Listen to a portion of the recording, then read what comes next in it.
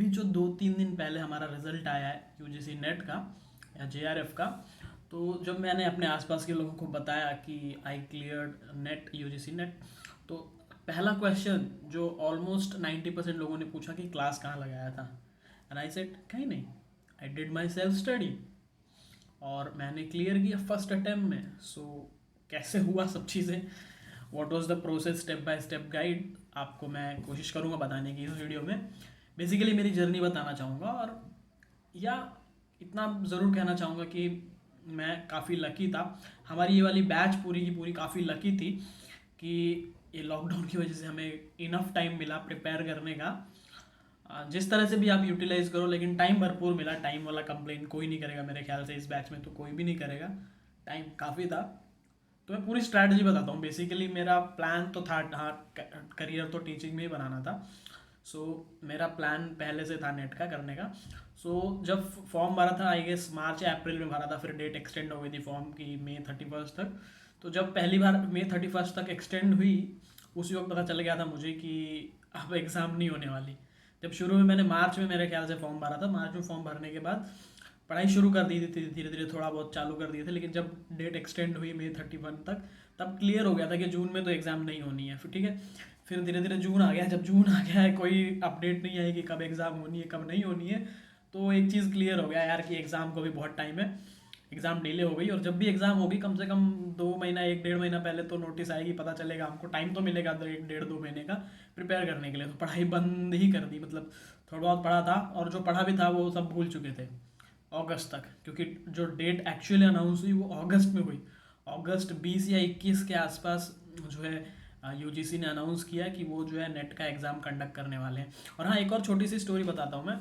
जब मैंने फॉर्म भरा था ना, तो उस वक्त मुझे नहीं पता था नेट क्या होता है, जेआरएफ क्या होता है। मुझे बस इतना पता था नेट होता है, पर वहाँ पे एक ऑप्शन था जेआरएफ का।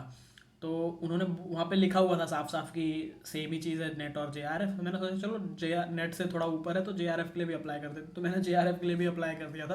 बाद में पता चला कि जेआरएफ से आपको जो है पीएचडी में एनरोलमेंट मिल जाता है और फेलोशिप मिलती है, तो बाद में उसके बेनिफिट्स पता चले। बट फॉर्म में मैंने भर दिया था, तो फिर थोड़ा सा एटीट्यूड बदल गया जेआरएफ के लिए प्रिपरेशन की। तो जब पहली बार 20 अगस्त को, वापस से आ जाते हैं अपनी कहानी पे, तो 20 अगस्त को जब पहली बार पता चला, 20 या 21 के आसपास, तब शॉक लगा क्योंकि एग्ज़ाम की डेट 16 सितंबर बताई गई थी हमें। तो 1 महीने से भी कम का टाइम था, और वहाँ से हमने एक्चुअल प्रिपरेशन चालू किया। क्योंकि पहले जो थोड़ी बहुत प्रिपरेशन हुई थी, पढ़ाई हुई थी, वो भी सब भूल चुका था मैं। क्योंकि हमें लगा था कि यार जब भी एग्ज़ाम होगी 2 महीना पहले तो बताएंगे ही कम से कम, लेकिन ऐसा नहीं हुआ। तो पढ़ाई शुरू की ज़ोरों शोरों से, और 20 मेरा प्लान था कि 16 सितंबर को एग्ज़ाम है, 10 सितंबर तक हमें जो है सारी पढ़ाई ख़त्म करनी है, उसके बाद फिर पेपर सॉल्विंग करेंगे। तो 10 सितंबर तक कैसे ना कैसे मैंने पढ़ाई कर ली, और फिर 10 11 12 सितंबर के आसपास फिर से डेट आई कि एग्ज़ाम पोस्टपोन हो गई है 24 सितंबर को, और शेड्यूल भी आ गया कि कब किसकी किसकी कब कब एग्ज़ाम होगी। तो उसमें से मेरा जो एग्ज़ाम थी कॉमर्स पिकअप पेपर था, वो 17 अक्टूबर को था।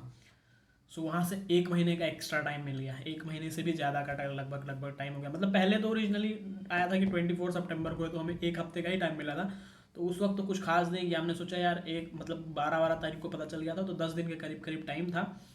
तो सोचा यार थोड़ा सा एक और रिवीजन कर लेते हैं, तो एक रिवीजन किया। फिर उसके बाद 18 या 19 तारीख को हमें पता चला कि शेड्यूल आ गया पूरे एग्ज़ाम का, और वहाँ पे जो मेरी एग्ज़ाम है वो 17 अक्टूबर को बताएगी, कॉमर्स का जो पेपर था। तो मैंने सोचा यार अब तो 1 महीने का टाइम है। तो फिर वहाँ से जो है मैंने वापस से रिवीजन चालू किया, और 3 मतलब ओरिजिनली 2 रिवीजन हुए थे। 10 सितंबर तक का जो प्लान था उसमें 2 रिवीजन हुए थे। उसके बाद फिर तीसरा रिवीजन 10 और 20 सितंबर के बीच में कर लिया। फिर जब शेड्यूल आया उसके बाद फिर थोड़ा सा रिलैक्सेशन हुआ, और वहाँ से फिर 3 रिवीजन और हुए थे मेरे, 2 से 3 रिवीजन और किए थे। और फिर मैंने एक्चुअली उस वक्त मैंने एक और फ़ायदा हुआ कि जब 1 महीने का टाइम मिल गया, तो फिर मैंने नोट्स बनाना शुरू किया। फिर मैंने सारे सब्जेक्ट्स की सारी नोट्स बना ली, क्योंकि प्लान तो था नोट्स बनाने का, बट जिस हिसाब से शेड्यूल आया था उस हिसाब से टाइम ही नहीं मिला नोट्स बनाने का। तो फटाफट करते हैं, नोट्स वोट्स बाद में देखेंगे। बट इस बार जब टाइम मिला तो फिर नोट्स बनाना चालू किया मैंने। कॉमर्स के भी बनाए, उसके भी बनाए। और मज़े की बात ये कह रहा हूँ कि मेरे पास ना कोई टेक्स्ट बुक भी नहीं थी। मेरे पास खाली पेपर 1 की एक टेक्स्ट बुक है, पियर्सन की है मेरे ख्याल से। पेपर 1 की जो टेक्स्ट बुक है रिसर्च एप्टीट्यूड वाली, टीचिंग एप्टीट्यूड और रिसर्च एप्टीट्यूड की, वो एक टेक्स्ट बुक थी मेरे पास। उसमें से पेपर 1 की तैयारी किया मैंने। और पेपर 2 के लिए मेरे पास कोई बुक नहीं थी, इंटरनेट से जो नोट्स मिली, पीडीएफ मिली, वहीं कुछ पढ़ी मैंने। और सबसे बड़ी हेल्प मेरे लिए रही यूट्यूब। यूट्यूब में मैंने कई सारे चैनल्स देखे, काफ़ी सारे लोगों ने काफ़ी सारी अच्छी अच्छी वीडियोस बना रखी हैं, उनके माध्यम से ही मेरी प्रिपरेशन हुई है। तो वो यूट्यूब वीडियोस और कुछ पीडीएफ्स उनको लेकर के मैं नोट्स लिखता था, सो दैट कि जब मुझे रिवाइज करना हो, जब लास्ट मिनट रिवीजन हो, तो उस वक्त मेरे पास यूट्यूब वीडियोस देखने का टाइम तो नहीं होगा और इंटरनेट में पीडीएफ्स ढूंढने का टाइम तो नहीं होगा, तो मैं वो नोट्स इसलिए लिखता था सो दैट कि उस वक्त मैं अपनी इन नोट्स से पढ़ाई कर सकूँ। तो वो मैंने किया और वही मेरे लिए काफ़ी हेल्पफुल रहा। उसके बाद फिर यूट्यूब वीडियोस में मैंने काफ़ी सारे वीडियोस देखे। एक तो अनअकैडमी के काफ़ी सारे जो है लेक्चर्स चल रहे थे, उनमें से काफ़ी सारे मैंने पढ़ाई की। फिर मोहित शर्मा क्लासेस कॉमर्स के लिए काफ़ी हेल्पफुल रहा, पेपर 1 के लिए भी काफ़ी हेल्पफुल रहा, उनके जो बड़े बड़े लेक्चर्स थे वो काफ़ी हेल्पफुल रहे मेरे लिए। और भी काफ़ी सारे चैनल्स हैं, मुझे नाम नहीं याद है, पर ऑलमोस्ट मैं इतना कह सकता हूँ कि ऑलमोस्ट हर वो चैनल जिसने यूजीसी नेट के बारे में वीडियोस बनाए रखे हैं, मैंने सब चैनल देख लिए। भले मुझे नाम याद ना रहे, एक स्टडी विथ ऐसा कुछ है, स्टडी नेट ऐसा कुछ, काफ़ी सारे चैनल्स हैं यार, अब दिमाग में नाम नहीं है मेरे दिमाग में, बट मैंने सारे चैनल्स ऑलमोस्ट देखे हुए हैं। आप यूजीसी नेट सर्च करो, जो चैनल मिलेगा, जो वीडियो मिलेगा, मान के चलो मैंने हर वीडियो देखा हुआ है यूट्यूब में अवेलेबल। तो मेरी प्रिपरेशन मोस्टली तो यूट्यूब से हुई, फिर पीडीएफ नोट से। और पेपर 1 के लिए तो वो था, टेक्स्ट बुक थी मेरे पास, बट फिर भी वो टेक्स्ट बुक इतनी मोटी थी कि मैंने फिर उसके लिए भी नोट्स बनाना प्रेफर किया।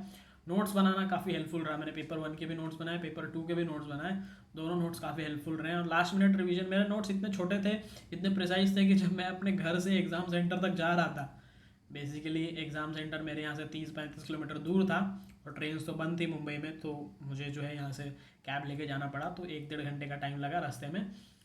तो हाँ, ट्रैफिक की वजह से थोड़ा टाइम लग जाता है यहाँ पे। तो उस टाइम पे भी मेरा रिवीजन हो गया अच्छे से। और जब एग्ज़ाम दिया था तो मतलब प्लानिंग तो जेआरएफ की थी, ओरिजिनली नहीं थी, बट फिर जब जेआरएफ के बारे में पता चला तो प्रिपरेशन टारगेट जेआरएफ ही था, बट जेआरएफ ना हो पाया, नेट ही क्लियर हुआ इस बारी। अभी देखो, आ, बोल तो नहीं सकता कि जेआरएफ करेंगे नहीं करेंगे, बट अभी हाँ, अभी तो बस इंटरव्यूज़ वगैरह दे रहा हूँ, बस अप्लाई किया है काफ़ी सारे यूनिवर्सिटीज़ में, देखते हैं कैसा क्या रिप्लाई आता है वहाँ से। बाकी यही था मेरा प्लान, नेट कैसे क्लियर किया मैंने। मोस्टली जो हेल्पफुल रहा वो बस इंटरनेट ही था मेरे पास, उसी के माध्यम से क्लियर किया है मैंने। कोई कोचिंग क्लास नहीं ज्वाइन किया, कहीं 1 रुपया किसी को फीस नहीं भरी। मेरे जो टोटल खर्चा हुआ है नेट क्लियर करने में, वो एक तो था एग्ज़ाम फीस जो यूजीसी ने लिया है, एनटीए ने लिया है, दूसरा मैंने एक बुक खरीदी है जो पियर्सन की थी, पेपर 1 की टेक्स्ट बुक, उसमें खर्चा हुआ है, वो कुछ 600-700 रुपये की बुक थी। और कुछ 100-200 रुपये के समझ लो प्रिंट आउट ले लिए होंगे मैंने, कुछ पीडीएफ जो बड़े बड़े थे ना मेरे पास, जो नोट्स मिले थे मुझे इंटरनेट पे, उनके मैंने प्रिंट ले लिया था, क्योंकि हेल्पफुल होता है यार, पीडीएफ से स्क्रीन पे देख देख के पढ़ना ना थोड़ा मुश्किल हो जाता है। मतलब जल्दी आप जब आप स्क्रीन पे देख के पढ़ते हो ना तो जल्दी थक जाते हो, इन स्पाइट की आप जब पेपर से पढ़ते हो तो आप ज़्यादा टाइम तक पढ़ सकते हो, तो इसलिए मैंने प्रिंट आउट ले लिए थे, तो 100-200 रुपये उसमें गया होगा।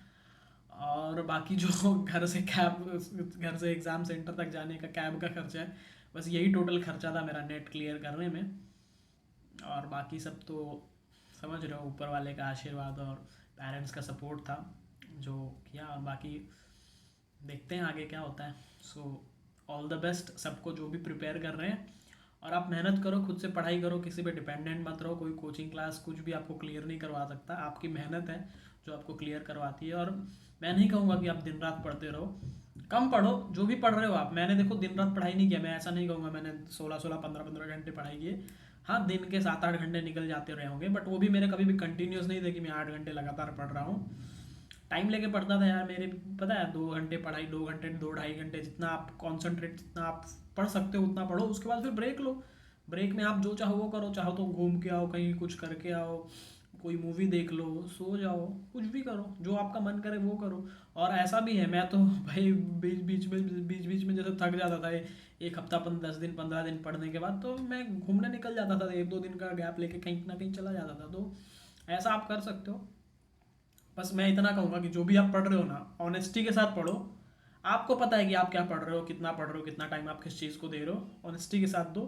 खुद के लिए करो, किसी और के लिए मत करो, अच्छे से करो, क्वालिटी टाइम दो, ठीक है। चलो, ऑल द बेस्ट।